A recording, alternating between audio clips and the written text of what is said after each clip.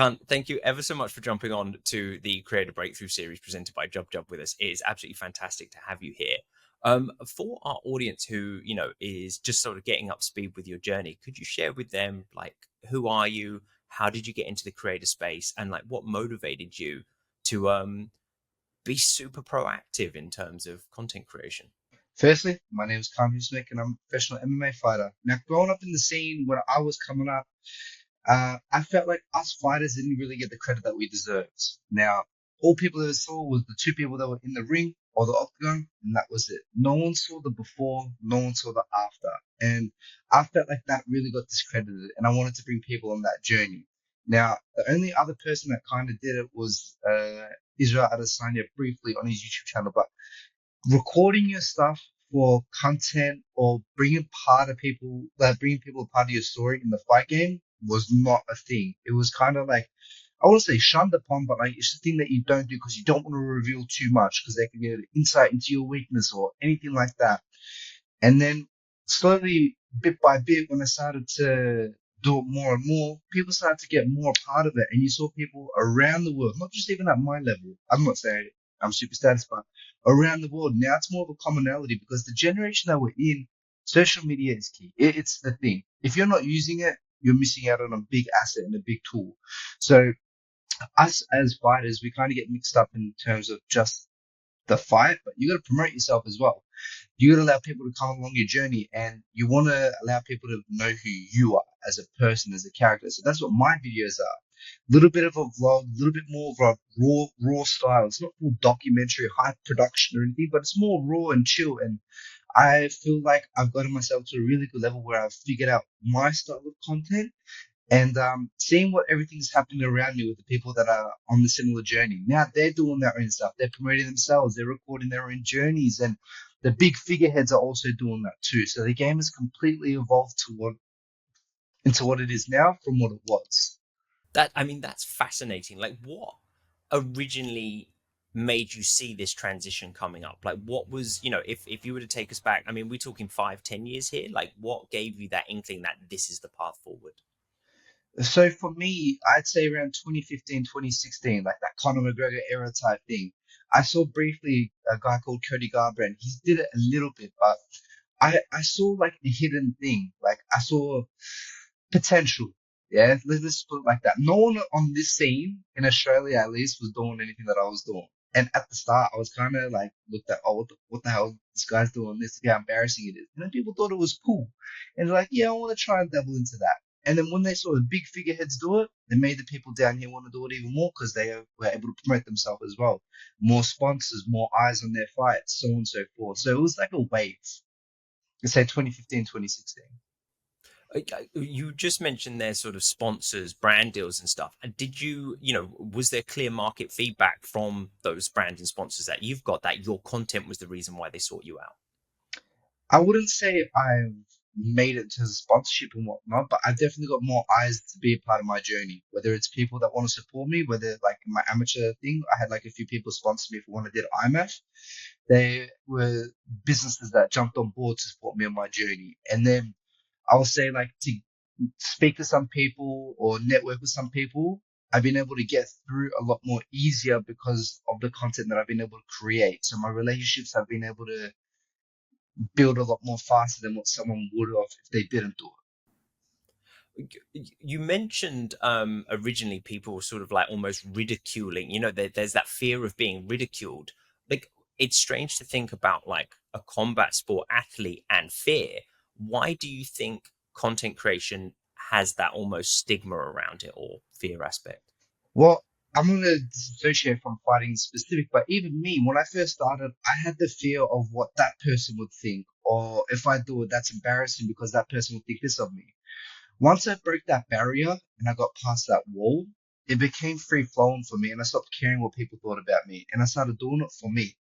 And then once I got past that, it was all open floodgate. Like the floodgates were opening, and it was so easy to do. But aside from the fight, I think in general, whether it's YouTubing, TikTokers, or something like that, people always get a little bit fear because their schoolmates or personal people that they know in their life will think stupidly of them.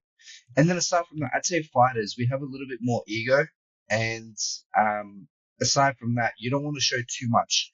You don't want to give the whole bread and butter of what you got going on in your training room. Otherwise, people will find out upon your weaknesses and whatnot. So that's another little barrier that you could face as a fighter when you dip into content creation. Do you think that actually impacted like that sort of the type of content you produced just because you really were conscious about what you wanted to reveal? I can completely agree with that because for the start of my career, I didn't reveal too much. And then once I went pro, my coach and one of my other friends sat down with me and they said, you need to private all your shit. Like, you need to private all your videos because you're revealing way too much and that's why you're losing your fights. So I started privating all my stuff and hiding all the stuff that were a bit too raw, or my training footage or my sparring footage and whatnot. All I would leave is like the actual fights. I can't really touch that, but the training footage I can control. So I privated all that to not reveal any weaknesses about me. And then when I stepped away from the fight game, I made all that stuff public again so people can find it again. But yes, that's another thing. That's fascinating because obviously, for our audience who don't know, you've got obviously sort of the traditional fighter content, but you've got other channels as well, right? Correct. Yeah. So I've got like my food content creation page. I've got like other lifestyle vlogging stuff where I go travel. And again, my main thing is around the fight game, whether it's at all levels. So kids into clubs, just into clubs in general as adults, your first amateur, your first pro. So people that want to fight can kind of get an idea on what it's like through my videos. I've got it at all levels, but I do like to do content as a broader. I love to do interviews. I love to do things as part of the fight game. I love to commentate. Like something that I've done that I know for a fact that no one in Oz has done. When I did the commentating booth with Frank Barker and all the big figureheads, I put my camera there. So when a big moment happens and someone gets a knockout, it's got our reactions to it. So I feel like a lot of the time, even with my coaching style, I've got a very creative mindset. I've got a very creative mindset, coming up with some different stuff. And that's why I believe I'm more fit in this content creation field. In terms of that content creation side, like how much did you have to start getting reps in to actually start even like, do you now just think in this constant like content opportunities, or is it like, I don't know, tell us your process and structure around that. I feel like it comes in waves. Like I got inspiration and whatnot from people that I look online, and I'm like, oh, that's a cool thing. I want to implement something like that over here. Obviously, like I said, the big figureheads, they're the people that make the they're the role models that set the tone. But I kind of take inspiration from that and trying to add my own spin on it. So like the UFC, how they had the reaction for Joe Rogan and whatnot. I'm like, oh, I've never seen that over here. I want to try that. And then aside from that, I feel like it comes in waves for me. Like I'll be like normal about it, and then something will spring into my mind. I'll be like, "Oh, that's a mad idea." I'll put it on my whiteboard, and then I'll be like, "I want to try that." Even with this content creation thing, I did a video recently with Kit Dale, Bilal, and Mehmet, and I had an idea. I went to Kit. Kit's like, "No, we're gonna have add like something that's gonna be like off. How do I say it? Like catch someone off guard." So then collaborating ideas with Kit because he's got a creative mindset, we ended up banging the video that's got 50K views and like that's the best video that I've ever done as a short reel. Because I was focusing a lot on long form content, but I was so bad at the short form content. And this year I made it adamant that I want to get better at that. And I guess trial and error, man. Tried some things, it didn't work, it didn't hit the algorithm. Maybe the content didn't have like a big hook to get people in because the attention span is real short. Full trial and error. I absolutely that video was comedy gold. Your one with Kit and Ballard, it was so funny. I was actually taking a look at your views yesterday. I was like, "Fuck, you got 50K. That's amazing." I'm so So proud of that, man. congratulations. I'm so proud of that. Yeah, I got two questions leading off of that. One, could you tell us about your whiteboard and sort of the structure process behind your content creation? But also then diving into like where did the inspiration for that video come from and how did it actually evolve as you collaborated with Kit? Yeah, so firstly, I'll start off with the idea for the video. Me and Mehmet, we wanted, like, as I said, I'm taking a backseat from the fighting, so I want to do more content creation stuff. And I've doubled it with this other guy called Cooper.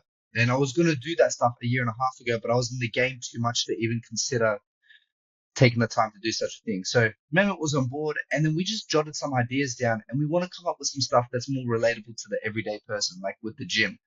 Something that's relatable yet funny as well. So that's how that idea came about. Just collaborating with him and then getting creative people like Kit on board was really nice touch. And then your first question, do you mind saying that one again? Just explaining the whiteboard process. You mentioned you got a whiteboard. I think people often think creativity is just like this whimsical pulling out the air, but it sounds like you've got a structure, process, and really work through things. Yeah, so I feel like my mind races at 100 miles per hour type thing. And I'll like come with a banging idea and I'll be like, oh yeah, I'm gonna do that. I get home and I forget it. So I put it in my notes and then when I've got it in my whiteboard and I write it on there, that idea is always there. So when I wake up and I get in my room in the morning, I see it. Or like if I've got things to do, it's just there. It's in front of me. And then after that, when I tick it off, I can write a bit more of a structured analysis. So when I got that video idea, I'll put notes under it, like speak to this person, this person, this person, like a checklist type thing. And then I'll be like, all right, let's try this. And I tick it off bit by bit. And then when that idea is done, I wipe it off and I continue on to the next. So it's good for me to kind of visualize it up here and put like pen to paper type thing so I can follow it properly. And serious accountability, I assume, as well, because that way it's there literally every morning greeting you when you've not done the work. Yes, sometimes I'll walk by and I'll be like, fuck, I didn't do that today. A little bit of guilt, and then I'm like, that's all right. And I get straight onto it the next day. But the thing is, because I see it, I'm like, I've got to do it now. Whereas if I just keep it in my mind, there's so much things that happens on an everyday basis that we forget. So when it's there, you remember 100% and you tackle it head on. Bringing it back a little bit, you've obviously mentioned that you're going to step away from the fight game and you're really going to go into your love of like content creation. You've obviously got multiple. You've explained that you've got multiple channels coming out. You clearly have like a creative mindset, diligent approach to sort of structuring your content creation, and you mentioned that you kind of want to do long form, but also focus on these like comedic reels, particularly things that are happening in the gym. Can you reveal to our audience kind of what if you were a year, 2 years from now, where do you want to be? What do you want that to look like? Look, I would, I would love to be able to make a living through content creation, but still stay in the same theme of the fight game. Like, I like to be a little bit outside the box. Like, I do get the ego and itch, but I would love to go deep in the content creation. Like, when I look at people, I always say to some people that I know the YouTubing space, when you look at people like KSI or Jake Paul, they're YouTubers, but they use their content creation to dip into different assets and businesses, such as the Prime Hydration or the Boxy, for example. So I'm hoping through the content creation, I can open up different business avenues for me. And I want to pursue that wholeheartedly. I'm hoping that through my content creation, whether it's the long form or the short form content, that I could travel internationally and do some things. Like, just as a stupid example, I'm a foodie. I love food. And I see people around the world go to like internationally review food and they get paid for it. Like, what? How crazy is that? That seems like a thing that I would love to do as well. But if it's like for a fight organization, like I see this girl, her name's Ellie, and Ellie Mack. And before, she was just over here doing general stuff, like content creation stuff. She got picked up by the UFC, and now she goes and does skits for UFC fighters. Like, she did one recently with the Fighting Nerds, and she does interviews and she does backstage content. And I would love to do something like that. Aside from that, meeting up with any content creators around the world and doing some content with them. I would love to just travel the world and do content. That would be awesome. It sounds like an amazing goal to me. And honestly, I think, I would love to be paid to travel around the world and eat food. I think my wife would hate it, but I would love it. That'd be so cool. 0 to 1, you would start again or give advice to like this new generation. Doesn't have to be fighters. It's just people getting over that initial hump. How would you tell them to get started? Get rid of the stigma of caring what people think about you. When you just fall in love with the process because you enjoy it, it'll be like a natural thing for you. I'm not saying that I've made it. Like, I still like the video I did with Kit Blow was the first video that banged. Like, that did amazing. But I've just fallen in love with the process. And even if a video doesn't do too well, I kind of get a little bit hurt, but it's all right. I put it out. The other thing I just want to quickly reiterate, the reason why I do it as well now is like, I always hear my dad explain about a story. He's like, when I was younger, this happened. I'm like, yeah, bullshit. I don't believe it. But because we got these videos, when we get older and we relive a moment within our journey, whether it's with our kids or our friends, we can put the video on and tell the story with it. So we can relive those moments as well. That's another thing that I love about the content creation with the fight game or anything for that in general. You can relive a memory, a core memory, and visually see it rather than just trying to explain it to Tom, Dick, and Harry and they're not going to believe you. You've got that documentation. The evidence is forever there on a Facebook server. Yeah, kind of. That's the Yeah. idea. I love it. And wait, you're obviously at the forefront of content creation. Where do you see the space evolving to, both from like a technology standpoint, platforms that are coming out? Like, where do you see this going into the future? Not just for you personally, but as almost like an industry. I can't see it anything in particular, but I just know it's booming. It is booming. Everyone's doing it now, and it's not. If anything, I love that everyone's doing it. I feel like everyone's getting a part of it. I can't say in particular where, but I think it's growing exponentially and it's going to a good space, and it's only going to get better. Yeah, and I love that. Is there anything that you want to share with our audience, or like really want to like let them know? Like, the floor is yours. What do you want to share with the world? If there's anyone that's watching this and would like to provide me with an opportunity to collaborate or do anything to that means, please don't hesitate to reach out because I actually want to expand my arms out and reach out to the world. And I want to dive deep into this as I believe I can take this pretty far. Like, I had an aspiration with the fight game. I want to take a break and give this a chance. And by December, if I can set something set in stone where I can pursue this wholeheartedly into the rest of my life, I would absolutely love to. Aside from that, I absolutely love content creation. And I think it's something that even just documenting the journey for someone that's within the game or any industry that you're in, document what you're doing. Document what you're doing. It's cool. It's cool to, like, even me with my clothing brand, for example, I documented this as well at the start. I've got a picture of just all my clothes over here. And like, it's cool to relive those moments and getting my first sale on Shopify. And just because I documented the process, it's cool and people can be a part of my journey. And I love that. Dude, you're so entrepreneurial. Like, that was my favorite thing about our recording session. I was just like, this guy just has drive. So thank you ever so much for jumping on. Bro, I think you nailed it, nail on the head. Like, you smashed it.